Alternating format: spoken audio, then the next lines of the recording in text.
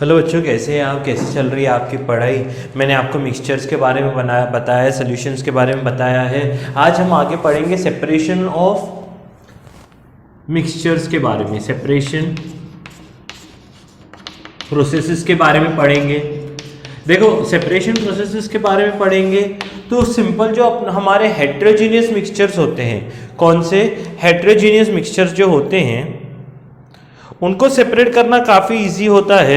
एक मिनट, ये थोड़ा वायर नहीं तो जो हमारे हेट्रोजीनियस मिक्सचर होते हैं उनको सेपरेट करना बहुत ही इजी होता है। जैसे मान लो वाटर और सैंड का मिक्सचर हो, तो वाटर और सैंड का मिक्सचर को सेपरेट करना बहुत ही ज़्यादा इजी होता है, क्योंकि ये जो है पार्टिकल्स काफ़ी बड़े होते हैं। तो आप फिल्ट्रेशन लगाओ, प्रोसेस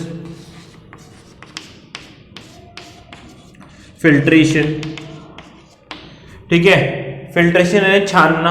जैसे चाय में क्या होता है, चाय के जो पार्टिकल्स होते हैं, टी लीव्स होते हैं, वो काफ़ी बड़े होते हैं। तो मैं चाय के पार्टिकल्स कैसे सेपरेट करता हूँ, मैं क्या करता हूँ, छानता हूँ।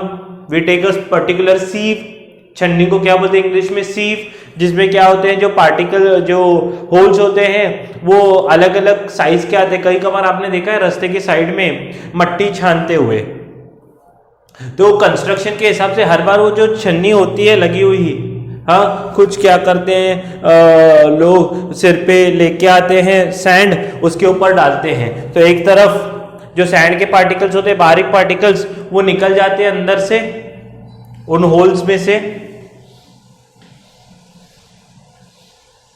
इसके ऐसे छोटे छोटे होल्स होते हैं, और जो इन होल्स में से पास नहीं होते हैं वो बाहर निकल आते हैं। तो ये होल्स की भी अलग अलग, ये इसको बोलते हैं सीव, छन्नी हिंदी में। तो सीविंग होता है।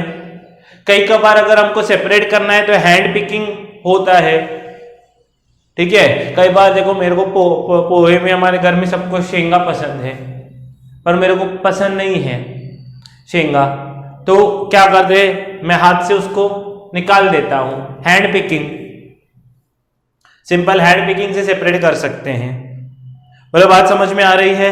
तो जो हेट्रोजीनियस मिक्सचर होते हैं जिनमें पर्टिकुलरली सॉल्यूट पार्टिकल्स बहुत बड़े होते हैं, तो उसको फिल्ट्रेशन से, सीविंग से, हैंड पिकिंग से इजीली निकाला जा सकता है। मतलब बात समझ में आ रही है? उसके बाद अभी पहला जो सेपरेशन है, जो मेन हमको देखना है, जैसे separation of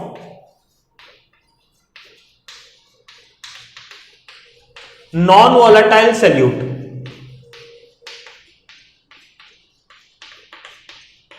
non volatile solute from volatile solution. Volatile solution और वॉलेटाइल सॉल्यूट, जैसे मान लो सॉल्ट और वाटर, इंक एंड वाटर। देखो, आपने देखा होगा कई बार सॉल्ट जो है नॉन वॉलेटाइल है। नॉन वॉलेटाइल का मतलब क्या है? जो इवापोरेट नहीं होता है, which does not evaporate, doesn't evaporate, doesn't evaporate. Volatile का मतलब जो इवापोरेट होता है। मान लो आपने अगर एक बीकर लिया, उसमें नमक और पानी तो क्या है, मिला हुआ है। नमक के भी पार्टिकल्स हैं जो सॉल्यूबल हैं। अगर आप इसको हीट करोगे तो पानी तो क्या हो जाता है, इवापोरेट हो जाएगा, वेपर में कन्वर्ट हो जाएगा। नीचे क्या बचेगा? नमक। नीचे पूरा जो है सॉल्ट बच जाएगा। कई बार आप बारिश पड़ती है तो रोड्स के ऊपर देखते हो, जब ताजा ताजा बारिश होती है, पानी सूख जाता है तो सफेद सफेद सब जगह दिखाई देता है, छोटा powder type. That is nothing but salt in that water.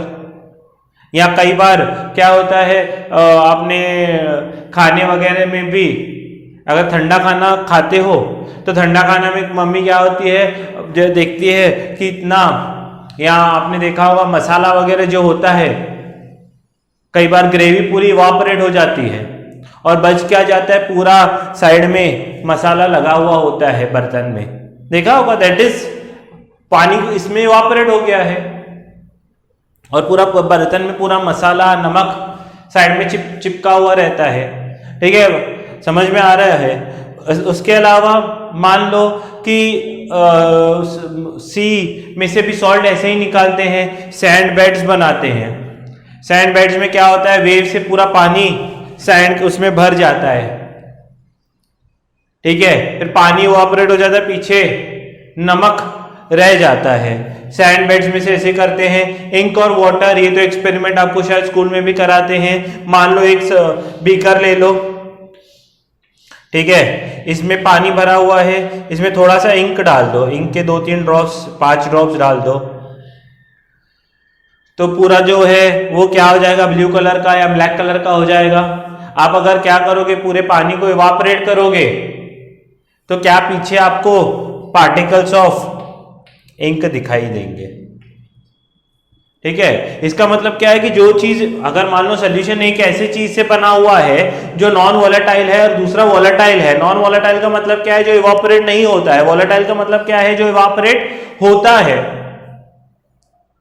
तो क्या हो जाएगा कि जो अगर वोलेटाइल को क्या करते हैं, इसको हीट करेंगे, हीट करने के बाद ये पूरा पानी जो है वो वेपर में कन्वर्ट हो जाएगा, बराबर है। तो वेपर इसमें एक्चुअली तुम आप लोग बोलोगे सर पानी कहाँ जाएगा, तो इसके ऊपर ऐसे पूरा ये ढका हुआ होता है। अगर आपको एग्जैक्ट प्रोसेस बताऊं तो इसमें से जो भी वेपर आता है इसको दूसरे बीकर में कलेक्ट करते हैं और ठंडा करते हैं। तो क्या हो जाता है, यहाँ से पूरा वेपर यहाँ पर जाएगा और ठंडा हो जाएगा, क्योंकि इवापोरेट तो कौन होगा, सिर्फ पानी ही इवापोरेट होता है। और अगर सिर्फ पानी ही इवापोरेट होगा तो क्या हो जाएगा, इधर से पाइप में से सिर्फ पानी ही बाहर निकलता है और पानी बाहर निकल के इधर स्टोर हो जाएगा, इधर स्टोर हो जाएगा, तो इसमें नमक होगा, उसमें पानी, और दोनों सेपरेट आउट हो जाते हैं। तो this is how we separate a non volatile solute from a volatile solution. बोलो बात समझ में आ रही है। तो इन नॉन वोलेटाइल सॉल्यूट यानी जो इवापोरेट नहीं होगा, वोलेटाइल यानी जो इवापोरेट होगा, ऐसा मिक्सचर होगा तो हम हीट करते हैं। हीट करने से जो वोलेटाइल है, जो इवापोरेट हो सकता है, वो क्या होता है, भाप स्टीम बन के बाहर निकल आ जाता है, वेपर बन के बाहर निकल आता है, और जो नॉन वोलेटाइल है वो बीकर में रह जाता है। Hence we can separate a non volatile solute from a volatile solution. बोलो बात समझ में आ रही है। दैट वेरी इंपॉर्टेंट है, आप लिख सकते हैं। देखिए नेक्स्ट है separation of cream from milk. देखिए separation of cream from milk, कई बार क्या होता है, मिल्क आपको पता है कि ये कोलॉइड है। अभी कोलॉइड है, इसमें जो मिल्क के पार्टिकल्स हैं वो भी बहुत ज्यादा छोटे होते हैं। मान लो ये मिल्क के पार्टिकल्स भी बहुत ज्यादा छोटे होते हैं, तो अगर मैं इसको फिल्टर करूं तो वो फिल्ट्रेट में से आसानी से मिल्क के पार्टिकल्स भी पास हो जाते हैं, इजंट इट। अच्छा, अभी मार्केट में तो आपने देखा होगा मिल्क मिलता है, single tone milk, double tone milk, fatless milk, without cream milk, with cream milk. तो कई बार ये जो सिंगल टोन डबल टोन है, यानी 2 बार क्रीम निकाला गया है, 1 बार बॉईल करके क्रीम निकाला गया है, ये उनके प्रोसेसेस रहते हैं। तो क्रीम ऐसे निकालते कैसे हैं? असलियत में आप दूध लो घर में छानो तो क्या होगा, क्रीम निकलता है क्या? इतना नहीं निकलता है, थोड़ा बहुत मे भी निकल जाए, पर ज्यादा क्रीम निकलता नहीं है। पर आपने घर में मम्मी को देखा होगा कि वो बटर कैसे बनाती है। कैसे बनाती है बटर? मम्मी क्या करती है, दूध लेती है। पहले के जमानों में तो क्या होते थे, 2 लेडीज क्या करते थे, ओढ़नी लेते थे और एक या वो क्या बोलते हैं, रोप लेते थे, धागा लेते थे, एक उधर से लेता था और एक इधर से। तो कंटिन्यूसली वो मिल्क को पूरा दिन बैठ के क्या बोलते हैं, उसमें से बटर निकालने की कोशिश करते थे। या आज भी आपने दादी को देखा होगा, वो क्या करती है, घर में ये एक बर्तन में लेती है और कंटिन्यूसली दूध को घुमाते रहती है, और दूध के घुमाने से क्या हो जाता है, बटर निकलता है। ये कैसे निकलता है मैं आपको बताता हूं। अभी इसमें मिल्क में क्या होते हैं, कुछ पार्टिकल्स लाइटर होते हैं, लाइटर, और कुछ पार्टिकल्स हैवियर होते हैं। कुछ पार्टिकल्स लाइटर होते हैं, कुछ पार्टिकल्स हैवियर होते हैं। अभी सोचो आप, आपको मैं सिंपल एग्जांपल देता हूं। मान लो कि कोई क्या बोलते हैं समुद्र किनारे पे आप लोग बैठे हो और पानी शांत है, अगर आपने पानी को डिस्टर्ब किया तो नीचे बॉटम में मड भी है, स्टोन्स भी हैं, तो कौन ऊपर आता है? डेफिनेटली आप बोलोगे सर मड लाइटर है तो मड थोड़ा सा डिस्टर्ब होगी, पर स्टोन जो हैवियर है वो नीचे ही रह जाएगा। यहां पर चीजें उतनी हैवी तो नहीं है, पर मिल्क में कैसे कुछ लाइटर पार्टिकल्स होते हैं, क्रीम क्या होती है, क्रीम के पार्टिकल्स थोड़े हैवियर होते हैं। तो अभी हमारे जो मम्मी लोग होते हैं, ग्रैंड मदर्स होते हैं, वो क्या करते हैं, मिल्क को कंटिन्यूसली घुमाते हैं। आजकल तो मिक्सर से भी निकालते हैं, हाँ, एक ब्लेड रहता है, इसको क्या करते हैं कंटिन्यूसली, ऊपर मान लो मशीन है, जो भी है, ब्लेंडर है, उसको घुमाते हैं झर्र, तो दूध कैसा होता है, जोर से डिस्टर्ब हो जाता है, घूमता है। घूमने से जो लाइटर पार्टिकल्स हैं वो ऊपर फ्लोट होते हैं, वो एकदम डिस्टर्ब होकर ऊपर फ्लोट होना शुरू करते हैं, पर जो हेवियर पार्टिकल्स हैं वो साइड में, बॉटम में एकदम सब जुड़ जाते हैं। देखा है आपने, हम क्या करते हैं, इसको बोलते हैं सेंट्रीफ्यूगेशन, जोर जोर से घुमाते हैं, डिस्टर्ब पर्टिकुलरली, इसको बोलते हैं सेंट्रीफ्यूगेशन, जोर जोर से घुमाना है। जोर जोर से घुमाने से क्या होता है, जो लाइटर पार्टिकल्स है वो एकदम सरफेस पे आ जाते हैं, सरफेस पे तैरने लगते हैं, और जो हेवियर पार्टिकल्स है वो कॉर्नर्स पकड़ लेते हैं और बॉटम में रह जाते हैं। और इससे क्या हो जाता है, जो हेवियर पार्टिकल्स है वो सब साथ में आ जाते हैं, क्रीम वाले पार्टिकल सब, आपने देखा होगा ऐसा पूरा गोला बन जाता है। मम्मी ऐसे साइड में से पूरा बटर, कभी अगर आपने ध्यान से देखा होगा, साइड में से, बॉटम में से, फिर वो सब पार्टिकल्स को निकाला जाता है स्पून की मदद से वगैरह। बोलो बात समझ में आ रही है? So separation of cream from milk, ये बेसिकली ये तब टेक्निक, उसके लिए सेंट्रीफ्यूगेशन यूज करते हैं। इसके लिए क्या यूज करेंगे, सेंट्रीफ्यूगेशन। इसके पहले क्या देखा, इवापोरेशन, अभी क्या यूज करें, सेंट्रीफ्यूगेशन। उसके पहले फिल्ट्रेशन देखा हेट्रोजीनियस पार्टिकल्स के लिए, हैंड पिकिंग देखा, सीविंग देखा। इस टेक्निक को क्या बोलते हैं, सेंट्रीफ्यूगेशन। और सेंट्रीफ्यूगेशन कब यूज करते हैं, जब सॉल्यूशन में कुछ लाइटर पार्टिकल्स हो और कुछ हैवी पार्टिकल्स हो। हमारा ब्लड टेस्ट, यूरिन टेस्ट में भी ऐसा ही प्रोसेस यूज होता है, सेंट्रीफ्यूगेशन। वो जोर जोर से घुमाया जाता है सॉल्यूशन को, जो हेवियर पार्टिकल्स हैं वो सेपरेट हो जाते हैं और जो लाइटर पार्टिकल है वो सॉल्यूशन में तैरने लगते हैं। तो सेंट्रीफ्यूगेशन यूज किया जाता है, क्रीम निकालने के लिए सेंट्रीफ्यूगेशन यूज किया जाता है। तो हमारे के लिए क्या है, एग्जाम्पल्स हैं, पर अगर आप 11th-12th में आओगे तो आपको बोला जाएगा कि how to separate lighter particles from heavier, तो आपको लिखना है सेंट्रीफ्यूगेशन मेथड है। बोलो बात समझ में आ रही है? अच्छा, separation of to immiscible. Immiscible का मतलब क्या है, कि which cannot be mixed, not mixed. जैसे ऑयल और वाटर हो गया, ये दो सॉल्यूशंस तो हैं पर क्या है, मिक्स नहीं है। तो उसके लिए एक स्पेशल पिपेट रहता है, आपके इसमें भी थोड़ा सा डायग्राम है। ये सॉल्यूशन को इस पिपेट में एक नीचे से ओपनिंग होता है ऐसा, और ऊपर से ऐसा थोड़ा सा रहता है। इस पिपेट में ये सॉल्यूशन डालते हैं।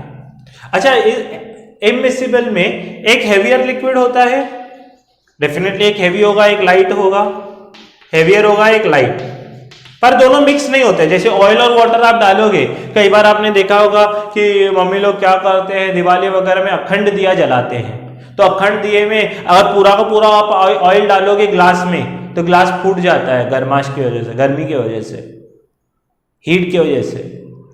तो मम्मी क्या करती है, नीचे में आधा पानी लेती है, आधा ऑयल लेती है। तो आपको देखा होगा आपने कि ऑयल नीचे और पानी नीचे ही रहता है, ऑयल ऊपर ही रहता है। ठीक है, मान लो ऐसा सोल्यूशन है, मेरे को किसी ने एक बीकर में ऑयल और वाटर मिक्स करके दे दिया, बोला इसको सेपरेट कर दिया। मैं ये पिपेट में लूंगा, इसको नीचे से ऐसे स्टॉपर रहता है, स्टॉपर यानी ये खोलोगे तो पास होगा लिक्विड, नहीं खोलोगे तो यानी बंद रहेगा। इसमें ये पूरा पोर करते हैं और इसको कम से कम 2 से 6 घंटे तक, डिपेंडिंग कि कितना मिक्सचर है, अनडिस्टर्ब्ड रखते हैं।